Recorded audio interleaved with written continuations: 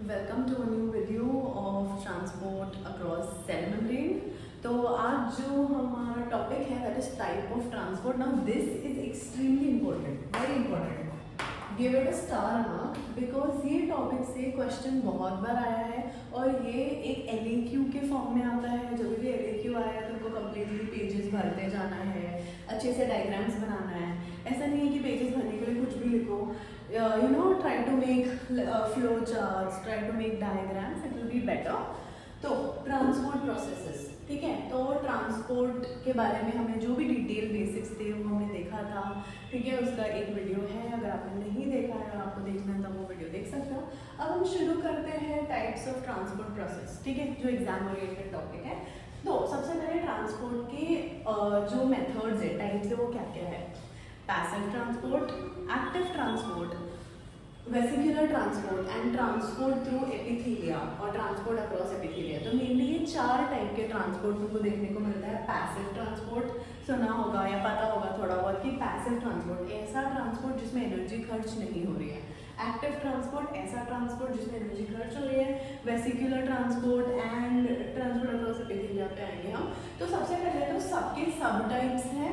तो सबसे पहले पैसिव ट्रांसपोर्ट के कितने टाइप्स होते हैं। तो सबसे मेन बेसिक वाला simple diffusion, facilitated diffusion, osmosis, filtration, bulk flow, solvent dry. तो ये होगा पैसिव ट्रांसपोर्ट के टाइप्स। तो क्या क्या है, simple diffusion, facilitated diffusion, osmosis, bulk flow, solvent drag, okay, and filtration. Active transport में बस 2 ही टाइप होता है, primary active transport and secondary active transport. Vesicular transport के अंदर होता है exocytosis and endocytosis. Last but not the least is transport across epithelia. तो there is transcellular transport and paracellular transport. तो अब हम ईच एंड एवरी पार्ट को detail में देखते हैं। इसमें से भी पर्टिकुलरली सेकेंडरी एक्टिव ट्रांसपोर्ट और प्राइमरी एक्टिव ट्रांसपोर्ट पे अलग से SAQ भी आता है। तो we are gonna cover everything, okay. तो स्टार्ट करते हैं with passive transport and that too with simple diffusion. तो what is diffusion? Diffusion is movement of substances along the concentration gradient, okay. तो कॉन्सेंट्रेशन ग्रेडियंट का मतलब क्या होता है? ये एक मेम्ब्रेन है, यहाँ पर कुछ मॉलिक्यूल्स है जो ज़्यादा कॉन्सेंट्रेशन में प्रेजेंट है। इस मेम्ब्रेन के दूसरे वाले साइड पे सेम मॉलिक्यूल्स है बट उनका कॉन्सेंट्रेशन लो है। तो substance will move from the higher concentration to the lower concentration. तो याद रखना कि डिफ्यूजन के लिए concentration gradient is very important. Without concentration gradient diffusion नहीं हो सकता है। तो diffusion is the movement of substances along the concentration gradient. That is the substance is going to move from its higher concentration to its lower concentration. It is very simple. Diffusion इतना ही होता है कि movement of substances along the concentration gradient from the higher concentration gradient to its lower concentration gradient. अब ये जो diffusion है इसका एक rate होता है कि कितना diffusion हो रहा है per unit time. रेट क्या होता है? जब भी कोई चीज़ को तुम टाइम से डिवाइड कर लो तो कितना डिफ्यूजन होगा एक यूनिट टाइम में, तो वो किस पे डिपेंड करने वाला है। तो देयर आर सर्टेन फैक्टर्स। तो यहाँ पर है 4 फैक्टर्स जिस पे रेट ऑफ डिफ्यूजन डिपेंड करेगा। तो देखते हैं कि क्या है वो फैक्टर्स। पहला फैक्टर है concentration gradient and electrical gradient. वही सेम चीज़ कि बिना ग्रेडियंट के डिफ्यूजन हो ही नहीं सकता है। एक जगह पर ज़्यादा होनी चाहिए कोई सब्सटेंस और दूसरी जगह पर वही सब्सटेंस कम होनी चाहिए, तो ही मूवमेंट होने वाला है, तो ही डिफ्यूजन होने वाला है। तो first factor is concentration gradient, ठीक है। दूसरा परमिएबिलिटी ऑफ द सब्सटेंस। अब जो सब्सटेंस है जो भी पास करने वाला है वो मूव होना चाहिए, वो परमिएबल होना चाहिए। परमिएबल का मतलब क्या होता है? कोई भी सब्सटेंस की प्रॉपर्टी जिससे वो उस मेम्ब्रेन को पास कर सकें। तो उसका परमिएबिलिटी भी डिपेंड करता है कुछ फैक्टर्स पे। तो सबसे पहले कि जो भी सब्सटेंस है जिसको डिफ्यूज होना है, जिसका ट्रांसपोर्ट करना है, क्या वो लिपिड से सोल्यूबल है? जितना ज़्यादा उसकी सोल्यूबिलिटी होगी ना लिपिड में, उतना ज़्यादा वो परमिएबल होगा। फिर उसका साइज, जितना कम साइज उतना ज़्यादा परमिएबिलिटी। साइज बढ़ता है अगर तो परमिएबिलिटी क्या होने वाला है? कम होने वाला है परमिएबिलिटी, ओके। उसके बाद चार्ज ऑन द मॉलिक्यूल। आपको पता होगा, नहीं भी पता तो इट्स फाइन, कि जो सेल मेम्ब्रेन है, फॉर एग्जांपल ये तुम्हारा ऐसा सेल है, ठीक है, ये उसका मेम्ब्रेन है। तो जो सेल मेम्ब्रेन होता है वो पोलराइज्ड स्टेट में होता है। पोलराइज्ड मतलब इस मेम्ब्रेन के अक्रॉस कुछ पोटेंशियल डिफरेंस प्रेजेंट होता है, कुछ चार्ज डेवलप होता है। तो अंदर की तरफ नेगेटिव चार्ज होता है, बाहर की तरफ पॉजिटिव चार्ज होता है। तो जो भी है हमारा सब्सटेंस जिसको डिफ्यूज होना है, या तो वो पॉजिटिवली चार्ज इलेक्ट्रोलाइट हो सकता है कटाइन बोलते हैं। तो जो भी उसका चार्ज उस पर डिफ्यूजन डिपेंड करने वाला है, जैसे कि कटाइंस इजीली बाहर से अंदर जा सकते हैं क्योंकि अंदर नेगेटिव चार्ज है। तो charge of the molecule is also a factor of its permeability. उसके बाद टेम्परेचर, अब जनरली से देखा गया है कि डिफ्यूजन अच्छे से हायर बॉडी टेम्परेचर्स पे होता है, इट इज डायरेक्टली प्रोपोर्शनल, ठीक है। अब नेक्स्ट और क्या फैक्टर्स है, तो सबसे पहले हमने देखा कॉन्सेंट्रेशन ग्रेडियंट, दूसरा हमने देखा परमिएबिलिटी, अब third factor is the membrane का क्रॉस सेक्शनल एरिया। तो ये अगर तुम्हारा सेल मेम्ब्रेन है, जितना ज़्यादा क्रॉस सेक्शनल एरिया, जितना ज़्यादा क्रॉस सेक्शनल एरिया उतना ज़्यादा डिफ्यूजन, जितना ज़्यादा सरफेस अवेलेबल फॉर डिफ्यूजन उतना ज़्यादा डिफ्यूजन होने वाला है। तो ये थर्ड फैक्टर भी समझ आ गया होगा। अब लास्ट में जाते हैं फोर्थ फैक्टर। फोर्थ फैक्टर क्या है, थिकनेस ऑफ द मेम्ब्रेन। ये मेम्ब्रेन है, ये इसकी पर्टिकुलर थिकनेस है, समझो मेम्ब्रेन है जो इतना ज़्यादा थिक है और कोई मेम्ब्रेन है उसका थिकनेस इतना है। तो डिफ्यूजन सबसे ज़्यादा किसमें होगा, सोच के बताओ। यहाँ पर डिफ्यूजन सबसे ज़्यादा होने वाला है, यहाँ पर सबसे कम होने वाला है, उसका रेट, ओके। क्यों? क्योंकि जो थिकनेस ऑफ द मेम्ब्रेन है वो उससे इनवर्सली प्रोपोर्शनल होता है। तो this was an important part. Passive transport में डिफ्यूजन समझ में आ गया तो बाकी सब आराम से समझ जाएगा। तो डिफ्यूजन क्या होता है, डिफ्यूजन होता है transport of substance across the concentration gradient, ठीक है।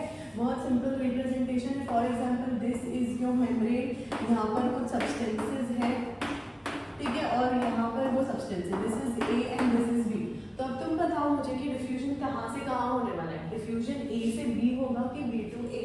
तो बहुत सिंपल है, डिफ्यूजन का डेफिनेशन था कि diffusion is the transport of substances from its higher concentration to its lower concentration. तो diffusion is going to occur from A to B.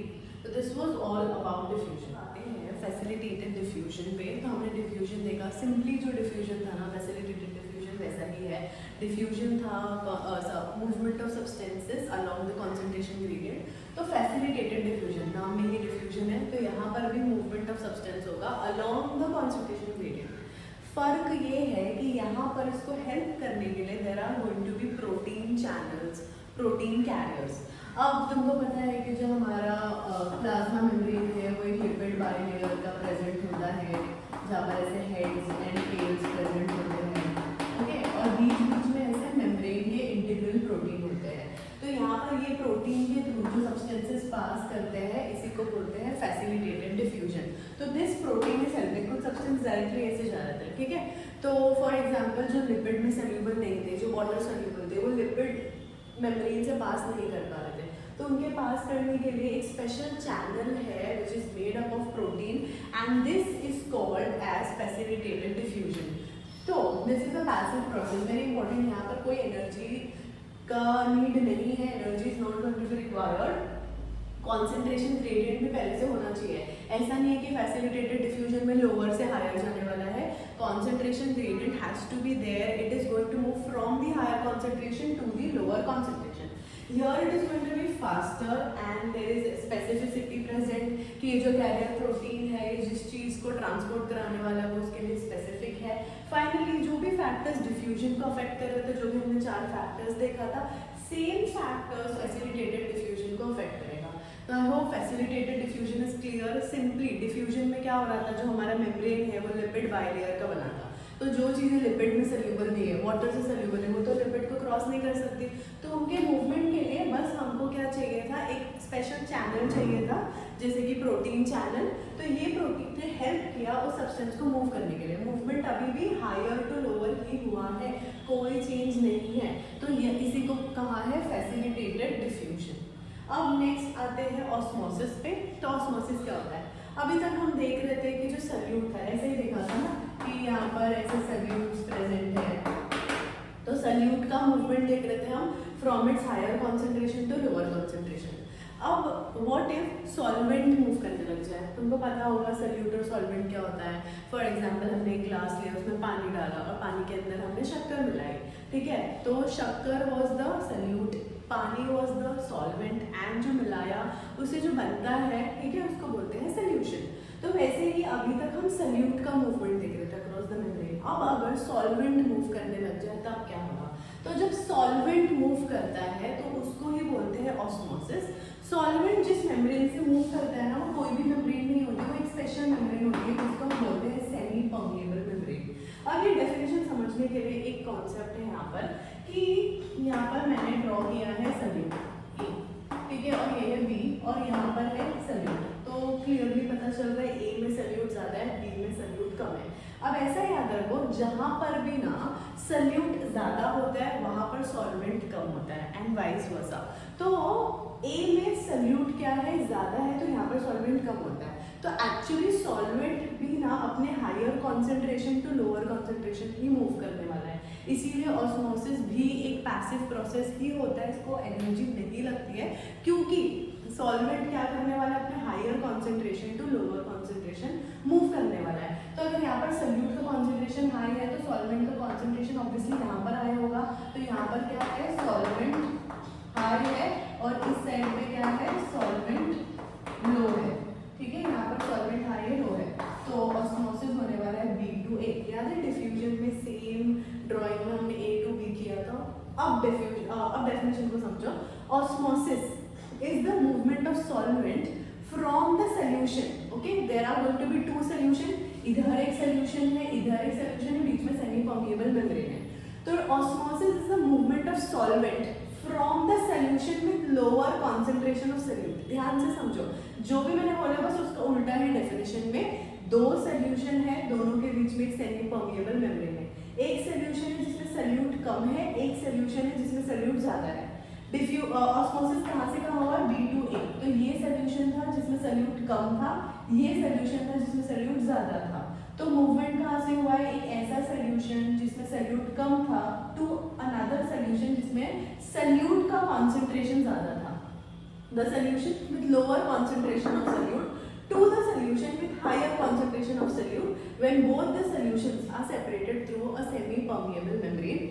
या तो तुम डायरेक्टली डेफिनेशन ऐसे भी लिख सकते हो कि osmosis is the transport of solvent from its higher concentration to its lower concentration through a semi permeable membrane. क्योंकि कुछ टेक्स्ट बुक्स में डेफिनेशन वैसे भी दी जाती है, या तो तुम ऐसे भी लिख सकते हो अगर तुमको ये समझा है तो।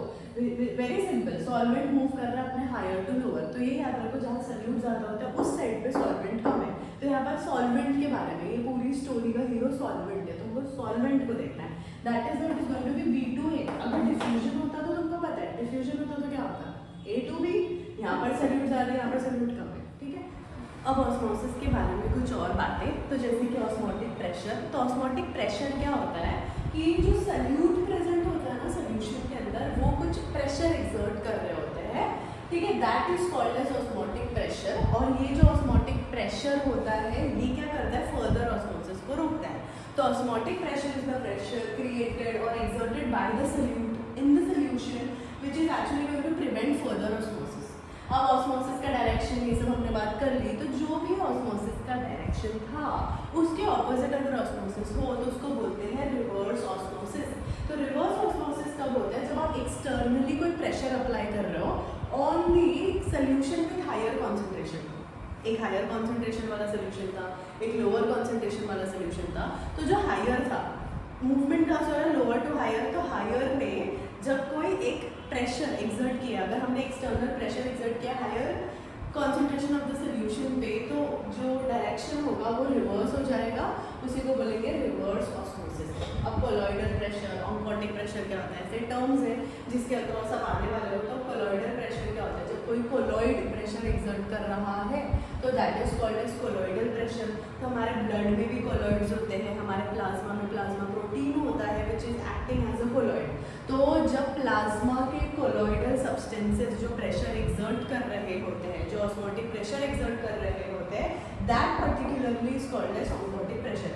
तो colloidal pressure is nothing but the osmotic pressure exerted by colloidal substances. देखो सॉल्यूशन अलग होता है और कोलॉइड्स अलग होते हैं। सॉल्यूशन में सॉल्यूट और सॉल्वेंट होता है जो कम्प्लीटली डिसॉल्व होता है। कोलॉइड में ऐसा नहीं होता है, कोलॉइड में जो भी सब्सटेंस है वो कम्प्लीटली डिसॉल्व नहीं होता है। तो कोलॉइड के केस में जो ऑस्मोटिक प्रेशर आता है उसी को कोलॉइडल प्रेशर बोलते हैं। पर्टिकुलरली ब्लड के अंदर उसको बोलेंगे oncotic pressure. Finally types of osmosis अब क्या हो सकता है, पानी अगर सेल के अंदर जाएगा, एंडो मतलब अंदर, तो जब ऑस्मोसिस से जो भी पानी है या जो भी फ्लूइड है, सॉल्वेंट है, वो सेल के अंदर गया तो that is called as endo osmosis. And osmosis के थ्रू अगर जो भी वाटर कंटेंट है या जो भी सॉल्वेंट है वो अगर सेल से बाहर की तरफ गया तो that is called as exosmosis. So this was all about osmosis, osmotic pressure, its type, oncotic pressure and colloid osmotic pressure. तो अब आते हैं फिल्ट्रेशन, बल्क फ्लो और सॉल्वेंट ड्रैग पर. तो सबसे पहले फिल्ट्रेशन क्या होता है, तो ये last remaining types of passive transport है. तो फिल्ट्रेशन क्या होता है, it is the process by which fluid is forced through a membrane because of difference in hydrostatic or oncotic pressure on the two sides. मतलब दो sides है, for example जैसे side 1 and side 2, तो ये दोनों साइड में कोई ना कोई हाइड्रोस्टैटिक डिफरेंस है या ऑन्कोटिक प्रेशर. याद है oncotic pressure related to osmotic pressure. जो ब्लड है, ब्लड के अंदर प्लाज्मा प्रोटीन्स है वो कोलॉइड की तरह एक्ट करते हैं और वो जो ऑस्मोटिक प्रेशर प्रोवाइड करते हैं उसी को ऑन्कोटिक प्रेशर बोलते हैं. तो दो साइड में जो ऑन्कोटिक प्रेशर में डिफरेंस है, इसी वजह से fluid is forced through a membrane. ठीक है, तो इस प्रेशर की वजह से when fluid is forced through a membrane it is called as filtration. अब बल्क फ्लो क्या होता है, जब यही फिल्ट्रेशन की वजह से लार्ज क्वांटिटी ऑफ वाटर जा रहा है, large quantity of liquids and gases जा रहा है, तो इसको बल्क फ्लो बोलते हैं.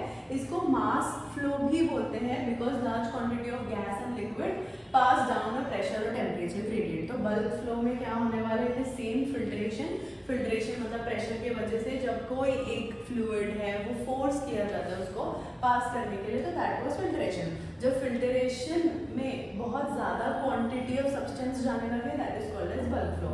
Last but not the least is solvent drag. अब सॉल्वेंट ड्रैग में होता क्या है कि जब एक सॉल्वेंट मूव कर रहा है, ठीक है, बल्क फ्लो में when the solvent is moving it is also taking the solute with itself. तो during bulk flow water carries the dissolved particle जो सॉल्यूट है. तो इस फेनोमेना को बोलते हैं सॉल्वेंट ड्रैग. तो जस्ट बिकॉज सॉल्वेंट मूव कर रहा है it is dragging the solutes also together. So this was all about filtration, bulk flow and solvent drag. तो इसी के साथ हमारा पैसिव ट्रांसपोर्ट कम्प्लीटली खत्म हो जाता है. इसके बाद हम करने वाले हैं active transport, vesicular transport and transport through epithelia. Thank you.